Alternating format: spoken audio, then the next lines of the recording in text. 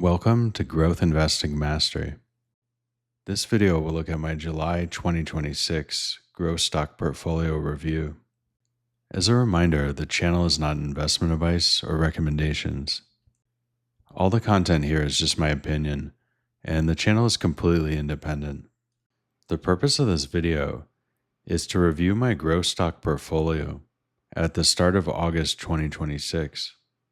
I'll have a look at my current allocations, portfolio changes, and results, and I'll give updates on each portfolio company, and then look at promising new ideas that I discovered on the month. Taking a look at my portfolio allocations, my highest allocation position is Silicon Motion at 13.5%. That's followed by Astera Labs at 12.3% and AppLovin at 10.5%. Credo is 10.4%, and Pattern Group is 10.3%. Kulicke and Soffa is a 9.4% position. That's followed by Iren at 7%. And then I have a number of medium confidence positions, which include FIGR Technology at 4.9%, Micron at 4.4%, Ethos Technologies at 4%, COHU at 2.9%, Entravision at 2.4%, and SK Hynix at 2.1%. I then have a few low allocation positions. These include Bloom Energy at 1.3%, Hinge Health at 1.2%, ACM Research at 1.2%, and lastly Toyo Inc at 0.8%. Additionally, 1.1% of my portfolio is in foreign listed tech stocks, and I have a slide later in the video detailing which foreign names I'm in. I thought it worth pointing out that my top 7 stocks make up 73.4% of my portfolio, and my top 12 stocks make up 92% of my portfolio. So I still have a relatively concentrated portfolio, despite owning 17 names currently. Let's take a look at my portfolio changes on the month. I added to the stocks Silicon Motion, Kulicke and Soffa, FIGR Technology, COHU, Hinge Health, and Toyo. And by the way, in my Silicon Motion video, I mentioned that I added to Silicon Motion before earnings and then trimmed slightly after. In this case, where the net result is an add, I'll mention it under the added column here. This month I trimmed my positions in AppLovin, Astera Labs, Iren, and ACM Research, and I trimmed more significantly in the stock Micron. However, my trim in Micron was used to start a position in SK Hynix, a peer or competitor in the memory space. And my new stocks included SK Hynix, Entravision, and Bloom Energy. In the month, I bought and then sold back 2 companies. These included MaxLinear and Electrovaya. I also sold Reddit, Allegro Microsystems, and ChipMOS Technologies. Let's now have a look at my results. In 2026, I'm up 22% year to date. And if I look at my full results since tracking from the start of 2024, in 2024, I was up 146%. In 2025, I was up 112%. And this ends up making the cumulative return since the start of 2024 being up 536%. But if we look at the year-to-date point-in-time results, I can see how choppy my results have been this year. Where in March, I was down 20% year-to-date, and then there was a huge swing back over the next 3 months. At the end of June, I was up 62% year-to-date, but now at the end of July, I'm up just 22% year-to-date, as many of the semiconductor and other technology stocks had a pretty big downturn in July. And you can see from my results that growth stock investing is higher variance than some other investing strategies. Let's take a look at my market and portfolio commentary on the month. And I wrote here that earnings over performance with a big price cut is a winning formula. There's examples like Silicon Motion or Bloom Energy, which both had great earnings reports, and the stocks are well off all-time highs now. Additionally, this month, there were stories of over-leveraged traders and funds They bet too heavily on timing the market and ended up losing a lot. It's a prime example of why I do not use leverage in my strategy. And I wrote here, imagine updating clients that you called the AI trend, but you just got the stock price timing wrong.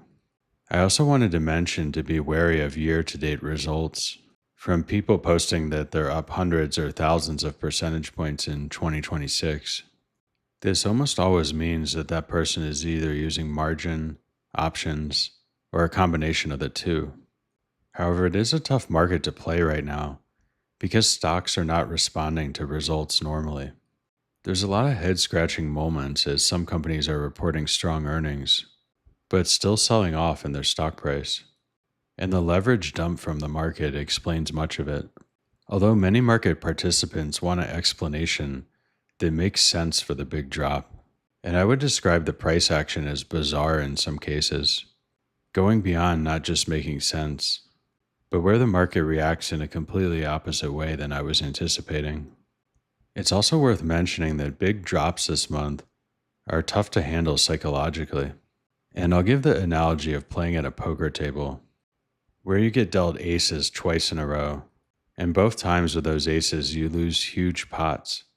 Yet the next hand you get dealt two kings, and you know you have to play the kings because it's the right play. But a poker player may be feeling sick to their stomach in this situation, and it's best to have logic override emotion in this case, and that betting with the best hand will have a positive expectation over time. It's also worth noting that it's better to lose your own money than money you borrowed, whether that's with stocks or with poker. One of the most important concepts in investing is to avoid the risk of ruin. Avoiding the risk of ruin can be fairly easy to achieve. This is done by having a diversified set of portfolio companies and not allowing an allocation in any one name to go too high. Additionally, by avoiding any leverage in my strategy, this dramatically reduces the risk of ruin. Getting into the individual stocks in my portfolio, my highest allocation position is Silicon Motion with symbol SIMO. They make memory controllers and boot drives. And my most recent video on the channel is looking at Silicon Motion's Q2 earnings. I thought it was a phenomenal report with strong accelerating financials, and I give a whole lot more details in that video. One additional item I wanted to point out here is that analyst estimates have not caught up yet for Silicon Motion. The company guided Q3 revenue at the top end to be $541 million, and I put a screenshot of how the analyst estimates look going out all the way to Q4 of 2028. And in 2.5 years from now, in Q4 of 2028, analysts project that Silicon Motion will have just $512 million of revenue, but they're already guiding to more than $512 million of revenue next quarter. And it's a really bullish sign for a stock when they break the analyst model. I mentioned in the Silicon Motion earnings video that I trimmed my position slightly after the earnings, and this was mostly just for portfolio management, as Silicon Motion is my #1 position currently. My next portfolio company is Astera Labs with symbol ALAB. They make next-generation AI networking hardware. Earnings are coming up on August 4th, and I'm doing my earnings prep work soon. I'm expecting the ramps of Amazon's Trainium and AMD's MI500 programs to help boost Scorpio sales. And my take on the valuation was that the stock was getting a bit ahead of itself. This led me to make some trims along the way as the stock kept pushing all-time highs. For Q2 revenue, the company is guiding $355 to $365 million. That would be up 18% quarter over quarter and higher than they normally guide for sequentially. Analysts are looking for 412 on average for the Q3 revenue guidance. I'm expecting a strong report from Astera, and I want to see a supporting narrative of growing demands for their product. And I wrote here that a few more strong quarters in a row, the valuation will look attractive again if the stock is flat. Also, it's worth keeping in mind that my strategy never fully sells a business that's overperforming just because of the stock price alone. My next portfolio company is AppLovin, with symbol App. They are an ad tech platform that's expanding to e-commerce, and they have earnings coming up later this week. The company had hinted about a significant model upgrade in April, and I want to see that translate to results in this earnings. E-commerce ad sales went general availability at the start of June, but I haven't checked up too much on the progress, or as they call it, channel checks, as my strategy waits for results and guidance to hear directly from the company. I'll be looking for AppLovin to give strong Q3 guidance. However, the market seems to not believe in the stock right now. One thing to keep an eye on is there's an expanding set of competitors that seems to be emerging. For example, two recent companies I've heard about, Liftoff Mobile and Entravision, are also in ad tech. Although these two companies are still well below the scale of AppLovin. And I just mentioned that because AppLovin used AI techniques to help scale up fast. And it's important to keep in mind that a competitor could scale up even faster with the newer AI techniques. My main actions for AppLovin will come down to the strength of the numbers on this upcoming quarter. My next highest allocation position is Credo, with symbol CRDO. They make AI hardware for both copper and optical solutions, and they're helping to solve the reliability problem with optics, as the management has talked about how their zero-flap optics product is 1,000 times greater reliability with less power consumption than compared to commodity optics. The company had previously told us there's a massive scale-up in optics starting in 2027, but the market got a little bit ahead of that timeline, looking for winners early. The last earnings transcript talked about the second half of 2026 scaling up significantly. Regarding the second half, they said a lot of that inflection is being driven by our optical portfolio. They later added they have an extremely close relationship with our supply chain partners. There was increased mention of NeoCloud customers in the latest earnings call, and I would be interested to know what products they're selling to the NeoClouds. The one aspect tempering my enthusiasm for Credo is the latest quarterly revenue numbers were up just 7% sequentially, but management had given us a heads up a few times that the huge step-ups would not happen each quarter. And this makes sense with the different hardware product ramp timelines. However, I will want to see the numbers deliver on the next report, with the narrative lining up about the second half ramp in 2026. My next high confidence position is Pattern Group, with symbol PTRN. The company is a brand accelerator for e-commerce businesses. They had a press release on July 29th detailing how their technology supports advertising now within ChatGPT. The press release details how this expands Pattern's ability to help brands reach customers across platforms. One direct quote was, "Pattern's advertising platform draws on more than 77 trillion e-commerce data points." I wrote here, they have an advertising platform? I wasn't very aware the company was involved in ad tech. Here's how the company explained it further. Pattern is bringing ChatGPT ads into its advertising platform, which already enables brands to manage and optimize product promotion on Meta, Google, Snap, and TikTok. They added it's bringing agentic campaign management into existing advertising workflows. And they also detailed how it's enabling AI-driven execution across Pattern's broader advertising stack.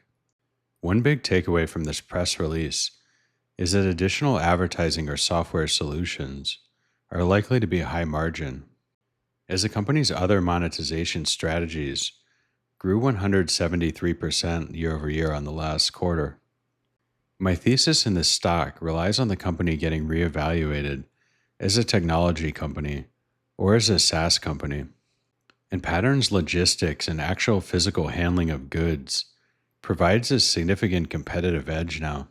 The management has talked previously about how all the advice they got was to stick to software only, but they stuck to their original plan, and now they have a logistics network with a powerful SaaS framework. My next portfolio company is Kulicke and Soffa with symbol KLIC. They make semiconductor assembling and packaging equipment, and the stock price has gone back to where it was prior to their stellar May earnings report. And they report again this week on August 7th. The headline numbers and guidance will show strong percentage growth. This is because they gave a revenue estimate next quarter of $310 million, and that's versus a comp of $148 million last year. Just meeting the revenue estimate will be growth of 109% year over year and growth of 28% quarter over quarter. Additionally, for the next quarter's guidance, analysts are expecting $329 million in Q3, and that's versus another easy comp of $178 million in Q3 of 2025. I would like to see the company guide significantly higher despite their seasonality. This would indicate to me that the company has overcome some of its seasonality with the newer product lines they have. Lots of new products have been announced this year already, and they should be scaling up their production correspondingly now. I especially want to follow the memory sector for Kulicke and Soffa, as memory makers right now are making equipment upgrades. Memory shipments in Q1 were 31.3 million, which grew 93% quarter over quarter. And I would gain significant confidence in the company if memory shipments come in above 50 million. With a market cap of 4.7 billion, Kulicke and Soffa has an extremely compelling valuation heading into earnings. The next company in my portfolio is Iren, with symbol IREN. They are a neo cloud with a focus on power efficiency, and the company finally got a when deal, as the meme goes. The company had a press release detailing contracts worth $2.8 billion with leading AI developers, and the management raised their end-of-year ARR target from $3.7 billion to $4.2 billion. The press release also gave a broader list of customer names for Iren. These include Microsoft, NVIDIA, Perplexity, FluidStack, and some other AI companies. There were additional details that demand exceeds Iren's available and planned capacity. Currently, Iren has a cash balance of $7.6 billion, and I want to keep an eye on this because they raised a lot of capital recently. There's possibly excessive executive pay, as the pay package that was detailed was not tied to any incentives, and it does seem like the company's been on a bit of a spending spree. They did a capital raise, sponsored an MBA team, and granted the executives more pay. And I'm going to want to keep my eye on this as I want to make sure that management isn't ripping off shareholders. I'm also going to want to see the company continually bumping up that year-end ARR number. And they really need to deliver on results now, as the financials have yet to impress in their cloud business. My next portfolio company is FIGR Technology, with symbol FIGR. They're a blockchain-based loan marketplace, and I've had a somewhat unique earnings preparation for this company, as they give consumer loan volume monthly. The company reports earnings in the second week of August, and on their previous report they gave guidance for the first time, guiding consumer loan marketplace volume from 3.8 billion to 4.1 billion. And summing the three quarterly monthly numbers for the consumer marketplace, April had 1.34 billion, May had 1.4 billion, and June had 1.52 billion. If I did the math correctly, that's 4.26 billion of consumer loan volume. So it definitely looks like the company is beating their guidance range. And this loan volume should correspondingly translate to a step up in revenue. I'd also like to see decent profitability, or confirm that OPEX is not going up too. But I'm just not sure what to expect for the upcoming guidance or the remainder of the year. I would be okay with a guidance of 4.3 to 4.6 billion on the consumer loan volume for Q3. But there's no history on the company guidance, as they only started giving guidance last quarter. I had two open questions here. Will they guide for the run rate or guide for significantly more? I'm also wondering if the new onboarded partners are already giving a boost to the consumer loan volume. I'm going to watch how many partners the company adds this quarter. As last quarter, FIGR had a record 80 new partners landed, but they did mention it takes a company roughly 6 months to get fully ramped up on their platform. I noticed one press release where the company raised $600 million in mid-July. I was wondering if that's possibly for an acquisition, because currently the company is GAAP profitable and they have a cash balance of $1.46 billion, which is large in relation to their market cap. The company seems to be innovating with new products often, and they're gaining share in the marketplace. I also found the recent stock price decrease makes this company look more compelling from a valuation perspective. My next company is Micron, with symbol MU. They are a US-based memory maker of NAND, DRAM, and HBM memory. I trimmed my Micron position in half to start a new position in SK Hynix. I believe that SK Hynix is ahead of Micron in more advanced memory technologies. However, I like both names in the space as they both show the incredible acceleration in financials. And I wrote here that many market participants seem unwilling to believe what the memory companies are saying. Micron and other memory companies have said that supply is booked up until 2028, and there's likely to be price increases along the way. It's my take that long-term agreements are beneficial for both customers and for memory makers. This reduces the product cyclicality. It makes Micron essential on the product roadmap. Micron is becoming more of a strategic partner rather than an afterthought. And I'm okay if the long-term agreements slightly reduce their pricing power. I think it's a good trade-off. And I wrote here an open question. Will the market eventually price memory makers like technology companies?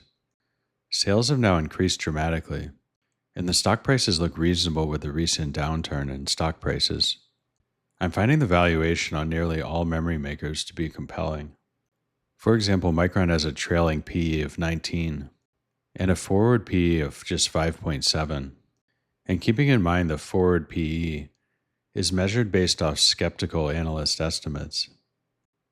My next portfolio company is Ethos Technologies, with symbol LIFE. The company sells life insurance, and they have strong direct-to-consumer growth right now. The company recently had a press release on offering Index Universal Life, or IUL, to minors. And I'm not really sure how big that market may be. I was reading up a bit about the IUL policies, and they offer accumulations of funds with later cash-out options. So it serves also as an investment vehicle rather than purely insurance. Ethos is reporting earnings coming up. In Q1 of their last report, direct revenue grew 136%, and I'll be looking to see continued strength in the growth of the direct market. I also want to check sales and marketing expenses on the quarter to see if the brand is getting more recognition now.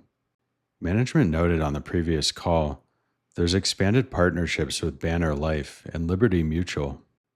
And my overall take is I think the company is likely sandbagging with the guidance because it's their first public quarter. Revenue in Q1 landed at $193 million, and then the company guided Q2 for $114 to $118 million, which would be a pretty big step down sequentially if they land there.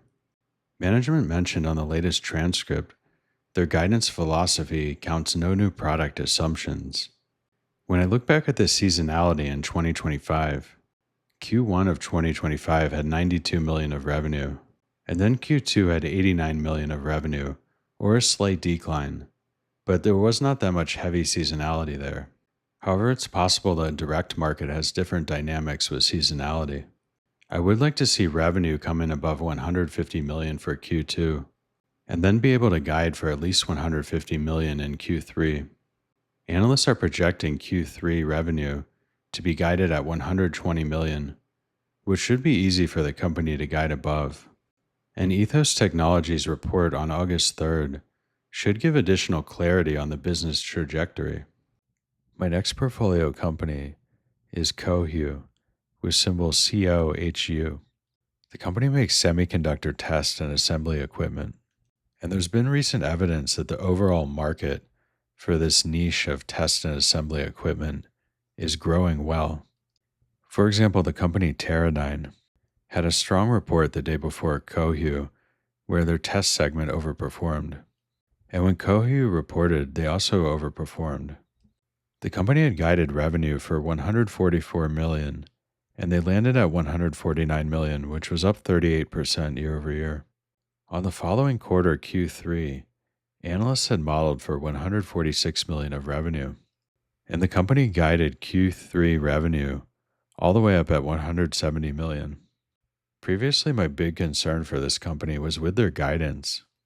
Their full year 2026 guidance had implied a $150 million revenue run rate, and one analyst asked them about their guidance on the last call, with the management just saying they thought the guidance was accurate.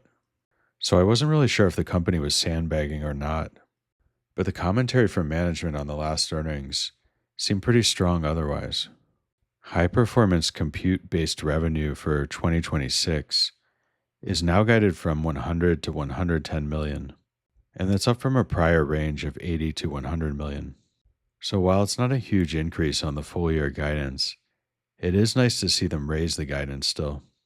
I noticed that operating expenses actually decreased from the last quarter, which was encouraging, and the company is guiding for operating expenses to be flat in the next quarter. That likely means the next quarter the company will reach GAAP profitability, as the company almost hit GAAP profitability this quarter with net income of negative $0.2 million. I also like that the company is talking about doubling their HPC output by the end of 2026. One direct quote was that they're gaining traction in silicon photonics for optical engine test. The management detailed how there's improved demand from core customers, and the industrial segment grew 87% year over year. On the software side, the company talked about how they're progressing toward what is expected to become the largest software deployment to a single customer. COHU detailed how their main competitor is Han Precision from Taiwan. That stock has symbol 7769.TW. And Han Precision in their latest quarter had $336 million of revenue, which grew 80% year over year. While Han Precision has stronger financials than COHU, the market cap for Han Precision is roughly $33 billion in USD currently. That's over 10 times the valuation that COHU has. One new company in my portfolio this month is Entravision, with symbol EVC. They're an ad tech player with a Spanish language TV business, and the headline of this company being a TV and radio company obscures an incredibly fast growing ad tech platform. The company's media or TV segment increased just 4% year over year, and the earnings commentary leads discussing this aspect of the business.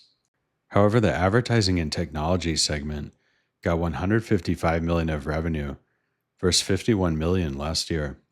And this ATS segment, as they call it, grew 204% year over year and an impressive 74% quarter over quarter.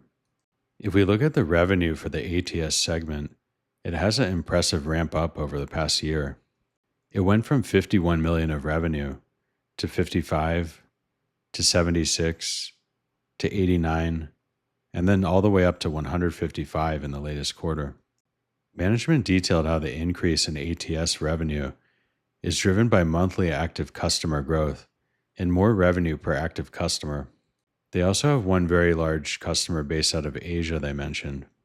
Operating profit for the ATS segment was $34 million versus $7 million last year. That's an increase of 427% year over year. Operating expenses for the ATS segment grew 72% year over year. And while 72% sounds like a lot for expenses to grow, that still seems like a good number in the context of growing revenue 204%. Overall operating income in the quarter was $20.7 million versus negative $52.8 million last year. And you can see the big swing from being deeply unprofitable to having a significant profit margin now. My overall takeaway is that a market cap of $1 billion seems cheap in relation to the ATS growth. The run rate price to sales for the whole business is 1.35, The management team detailed in their latest earnings transcript how the World Cup and political ad spend are additional catalysts for this specific year. I do have one concern about that large customer. Much of the company's advertising growth comes heavily from this one large account in Asia. They don't say who that customer is, or if that customer's spend is sustainable over the long term. Another issue to keep an eye on for Entravision is the company is paying down a portion of a term loan. They have about $200 million of total debt, but the company is profitable now and seems intent on paying down the loan. The next portfolio company I have is SK Hynix with symbol SKHY. They are a Korean-based memory maker with a lead in high bandwidth memory. I bought into the company on the first day of the IPO through the temporary ticker SKHYV, and I'm planning to never do that again with the temporary ticker setup. I was driving and I placed my order when I was at a stoplight. Basically, my mistake was being rushed and distracted. But the reason I didn't like the temporary ticker was it showed I had shares in my brokerage, but no money was taken from my balance. The following Monday, I had an allocation to no symbol, but eventually I got my shares. It just made me a bit nervous. I also learned that Korean companies do not issue guidance, even the mega cap stocks. On this latest earnings report, analysts were looking for revenue of 84.1 trillion in Korean won, and that number landed at 79.3 trillion. I thought this was an unusually tricky situation to analyze. There's an initial obvious take that they objectively missed the numbers, but the expected numbers were not their own range that they had given. And this is why a company giving guidance or giving a revenue range clarifies the situation greatly. Although this is a common spot I have come up with smaller microcap stocks, where the analysts don't know the company too well and the company doesn't give guidance. I thought there was a funny headline, which explains how high the expectations were for this company. It said SK Hynix quarterly profit rose a smaller than expected 557% year over year. And I wrote here, imagine you had a small business and the profitability increased by 557% in just 1 year. You'd likely be happy with that result. I also noted here that SK Hynix GAAP operating profit of 41.6 billion USD is greater than Micron's 41.4 billion in revenue. I was also pleased to find out that SK Hynix has about a 15% ownership stake in the Japanese company KOHU. SK Hynix ownership share of KOHU got reevaluated on a GAAP basis, which gave SK Hynix more net income than revenue this quarter technically when measured in GAAP. Some key takeaways here are that the company is likely to trade at a discount to American peer Micron as leverage leaves the Korean market, and the market typically pays more for US or Chinese companies than companies based out of Korea or Taiwan. But maybe that situation will change as Korean and Taiwanese companies get more attention internationally. However, I did end up trimming my position some in SK Hynix after the earnings, and I reallocated to smaller companies in my portfolio that have yet to report earnings and may have more near-term upside. One new company in my portfolio is Bloom Energy with symbol BE. They make fuel cells for energy production at data centers. I've had Bloom on a watch list for a while now, and I've also talked about this company a couple of times in the promising new ideas section of my videos. And I thought the combination of a great report and a battered stock price made this a clear opportunity. Analysts were looking for revenue of 127 million in this latest quarter, and that number landed all the way at 1,065 million, or 1.065 billion. Revenue grew 166% year over year, with product revenue growth specifically of 215% year over year. Additionally, full-year guidance was raised from a range of 3.4 to 3.8 billion and going up to 3.9 to 4.2 billion. The commentary on the earnings call said that scandium procurement and other rare earth metals have a diversified supply chain. Later, management talked about having a resilient supply chain, and that the formula for their fuel cells comes from broadly available materials by design. The CEO also mentioned that they're not dependent on China.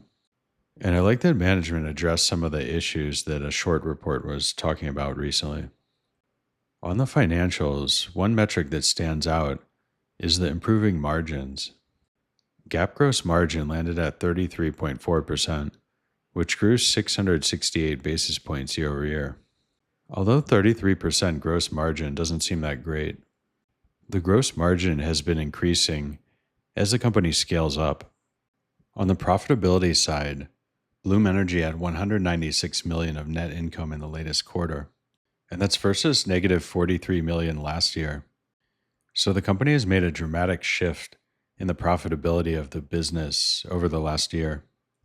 The management team detailed how Bloom is working with all the major US hyperscalers and a dozen neoclouds plus AI labs. And they talked about how the hyperscalers and neoclouds have validated and approved of the product. I learned that Bloom's fuel cell is fungible, as they call it. It means that any data center can interchange the same fuel cells. This is important because one company canceling their contract just frees up capacity for another project. And no custom work should allow margins to improve over time as the company scales up further. One key detail that management added was they said several customers who had alternative solutions in place abandoned them for Bloom. Additionally, Bloom recently did a 5 times expansion of the strategic partnership with Brookfield. My next portfolio company is Hinge Health, with symbol HNGE. The company makes an app for joint-related physical issues, and they have an expanding product set now. My main interest in this stock comes from the increase in guidance last earnings. Previously, Q1 revenue was guided for $171 to $173 million. The actual revenue landed at $182 million, beating the top end of the guidance by $9 million. The company had originally given full year 2026 revenue guidance in a range of $732 million to $742 million.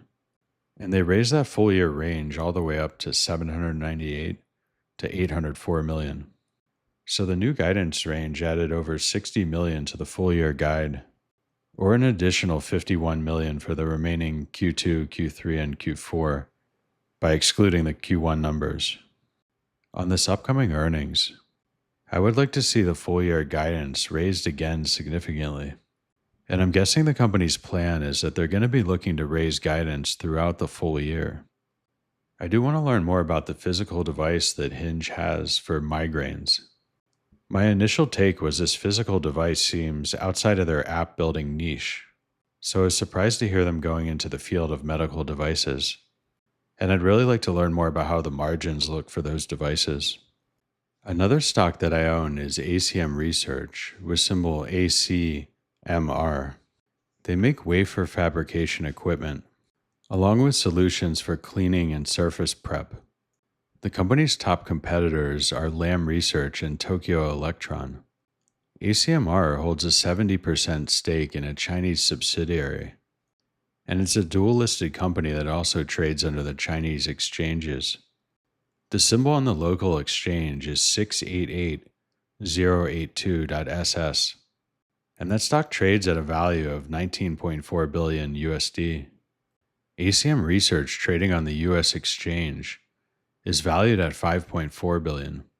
So there's a huge discrepancy in the valuation where the Chinese market is paying up for this name. The company is set to report earnings on August 7th in the pre-market, and my main action on this stock will depend on the strength of the report, rather than the arbitrage opportunity with the price discrepancy. On this next upcoming earnings, I will want to see the new product cycle having an impact on their results. The management has mentioned having a strong and differentiated R&D organization, and the company has a fully experimental R&D line while scaling production. Management discussed how the second production line that they're building currently will support up to $3 billion in annual revenue. And keeping in mind the most recent quarter had $231 million of revenue. So the company is talking about an over 3x increase in revenue. I also thought the company's full-year guidance seemed strong. They give a range of $1.08 billion to $1.175 billion. And this number implies $315 million of revenue averaged per quarter. On the narrative side, the company has told us that electrochemical plating grew 3 times year over year. That's the primary growth driver for this business right now. And I'll want to see a continued strong commentary regarding the electrochemical plating on this next earnings. Let's have a look at my last portfolio company, which is Toyo Inc, with symbol TOYO. They are a Japanese company that's producing solar cells that get sold in the US and other markets. The stock has gotten absolutely hammered, going from over $15 to below $5. The company sold off heavily on a $50 million capital raise, which seemed completely normal to me. The company has had some other good news though. They got added to the Russell 3000, and Toyo had a recent press release that they'll be able to claim the 45X tax credits for production from 2025. And I believe this is a bigger deal than it sounds, because the 45X credits are large incentives that stack on top of each other. And there's often this question that comes up when I mention tax credits, which is, what about a company that is reliant on government subsidies? And my take is that these 45X tax credits have survived multiple US administrations, and the credits could add significant extra net income to this company. It's also worth pointing out that my strategy does not use a stop loss, so I'm usually not selling a stock simply because it just went down. I added a tiny bit of shares at the $7 level and added more at $5 as well. The stock is currently priced like there's something wrong with the company. However, I think that's an unlikely outcome. Although there is a new CFO, which presents some small amount of elevated risk for the company. Toyo has already proved to me they can scale up.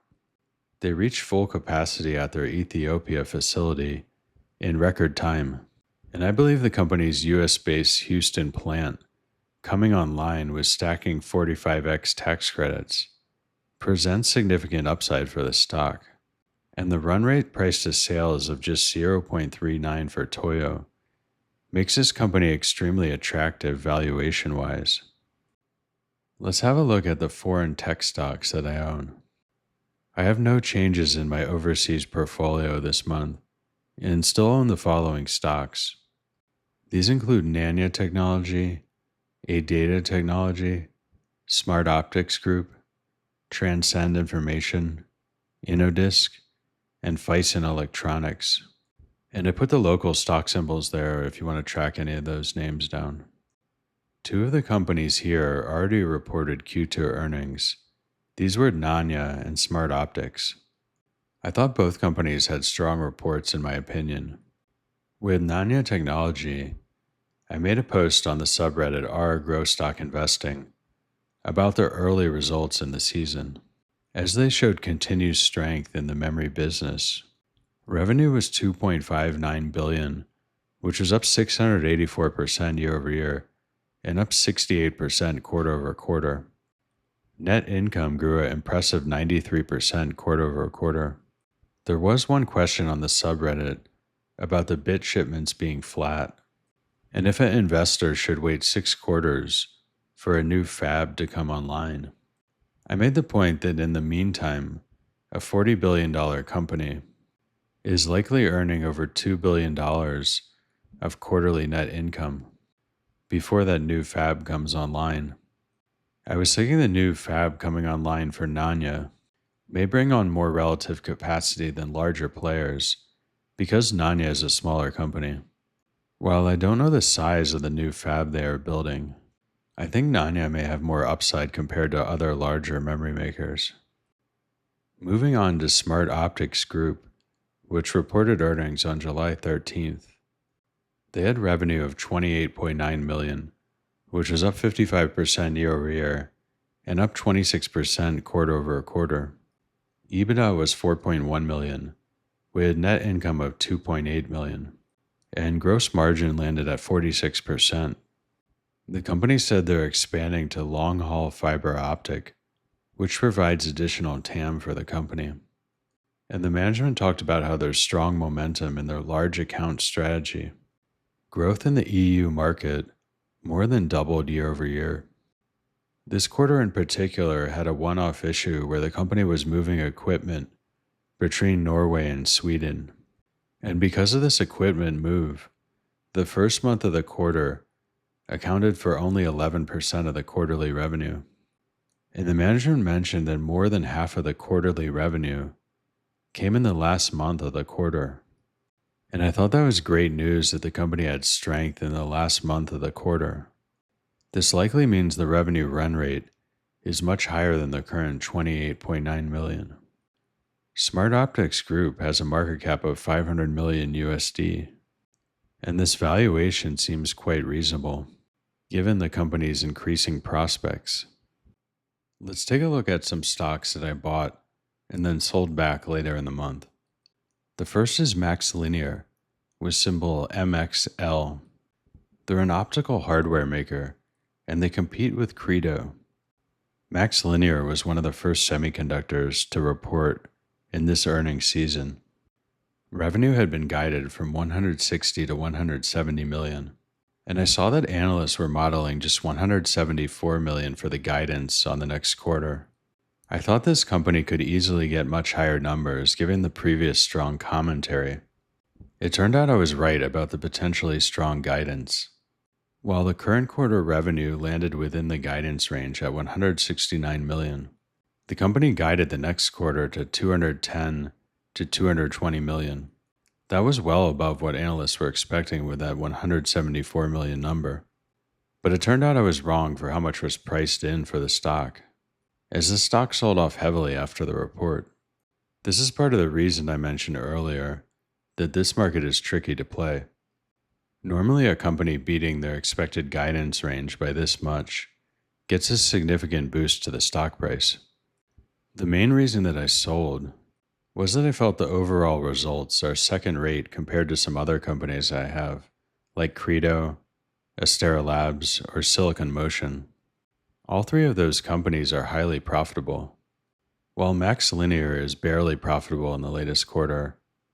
Another company that I bought and sold in the month is Electrovaya, with symbol ELVA. They make next-generation lithium-ion batteries. Recently, Amazon signed a commercial agreement with Electrovaya, with a warrant transaction as well. The stock had a huge rally on this news, but then the stock price came down over the next few days. I decided to take a starter position after the stock traded down a bit. The commercial agreement with Amazon is for continued deployment of the Infinity battery technology in the material handling segment. The press release from Electrovaya also mentioned potential expanded engagement on robotics and energy storage. I wasn't such a big fan of that word potential there, as it could have been a lot better to announce a design win in robotics or energy storage with Amazon. However, the warrant transaction gives Amazon the potential to purchase up to 13.9 million of shares. These shares fully vest when Electrovaya sells Amazon at least 280 million of product purchases.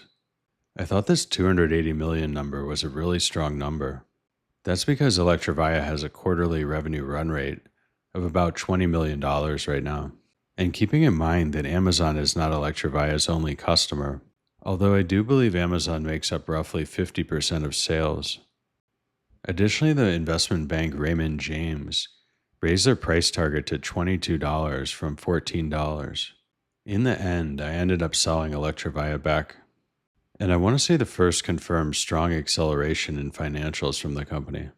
It's already been 2 quarters in a row that I previously owned the stock, and they didn't deliver as strong as I expected on those prior reports. Let's take a look at stocks that I sold on the month. The first was Reddit, with symbol RDDT. The company reported decent numbers, as they had guided revenue from 715 to 725 million. The actual revenue number landed at 805, and they guided next quarter for 860 to 870 million of revenue. I was surprised by this strong sell-off in the stock, as I thought based on the financials alone, the stock might rally a little bit on this report. However, there is one concern I have about Reddit, which was highlighted in this report, and it's that their user base is not growing that fast anymore. The metric for US daily users ticked down quarter over quarter. It wasn't a significant drop, and it is the summer months where people are online less. So the DAU issue wasn't a total blocker on its own. However, I didn't like the rest of the commentary on the call.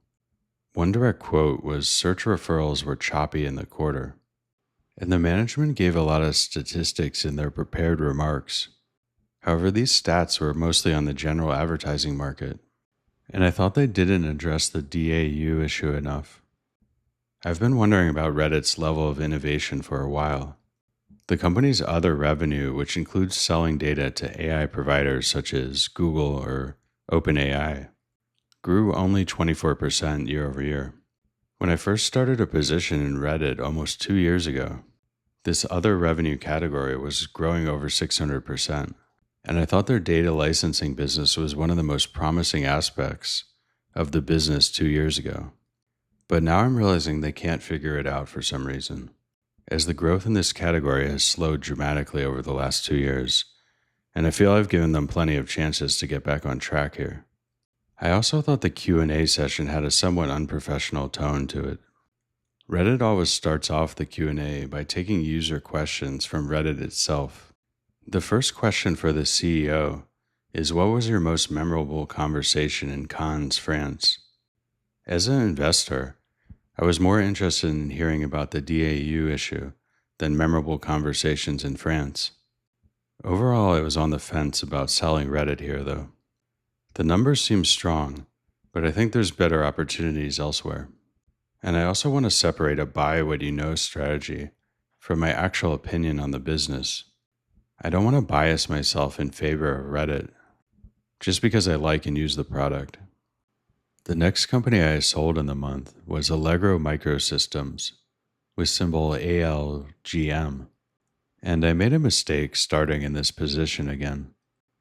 Earlier in the month, I saw the stock begin rising significantly on a supposed robotics ramp-up, and I FOMO'd back into this previous holding, as I thought I don't want to miss a quick 2 to 3 price rise as the market reevaluates. But I need to remember to wait for the strong result first from a company. And this management at Allegro seems clever at marketing themselves. In this latest quarter they reported in late July, they beat guidance slightly, but the next quarterly step up is still pretty small, and the AI and robotics segments are ticking up too slowly for me as a growth investor. And I think the management has been overselling their capabilities on scaling up fast in AI and robotics. The next company that I sold in the month was ChipMOS Technologies, with symbol IMOS. They do semiconductor manufacturing, and the company reports monthly numbers. The June numbers seem pretty good after a weaker May number. However, the issue comes up when I sum up the numbers for the Q2 report. The numbers that I summed up for revenue seems like the company is expecting to get 229.8 million of revenue. These numbers would be up just 17% year over year and up 6% quarter over quarter. Additionally, analysts are looking for 237 million of revenue in Q2. So it seems like the company is practically guaranteed to post a revenue number that is lower than analyst estimates. ChipMOS actual earnings is not until early August, but when they do post, I think the market is unlikely to be impressed with their numbers. Let's now take a look at some promising new ideas on the month. The first stock is TD SYNNEX, with symbol SNX. They distribute IT products globally, and they're a reseller for Dell, Supermicro, and HP, for example. The aspect of this business which has me interested is they have some customization through a program called Hive, spelled HYVE. This segment had $5.5 billion of billings, and the growth for Hive was up 117% year over year, driven by existing customers. Overall revenue for TD SYNNEX was $19.6 billion in the latest quarter, and that was up 31% year over year. EBITDA was $626 million, and net income was $334 million. However, the gross margin is just 7% for this business, and the market cap is $20.5 billion. I found this stock a bit tricky to analyze because I'm not used to seeing such large revenue numbers with such small margins. The company has a run rate price to sales of 0.25, and this makes the stock look cheap even with thin margins. I thought it was worth keeping an eye on this custom segment within the business and to see if that can continue to grow. The next promising new idea is Tactical Systems Technology, with symbol TCMD. They make medical devices for underserved chronic diseases, and they have at-home therapy devices as well. There's a direct-to-patient model that sells compression systems, and also a device that's a wearable vest for airway clearance.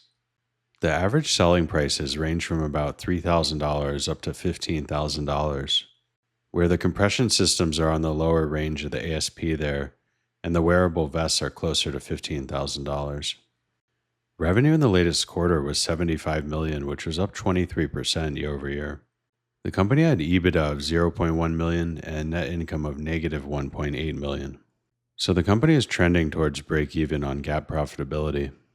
Gross margin for this business is 77%, and the company has a market cap of $635 million.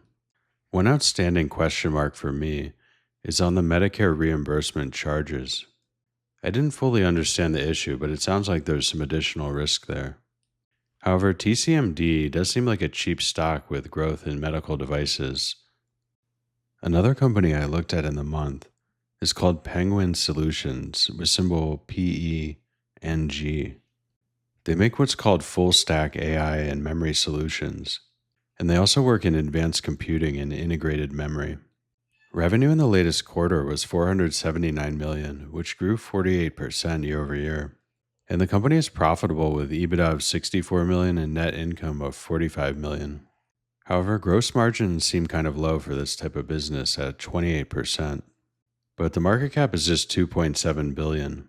And I thought this company has a very attractive valuation since the recent price downturn.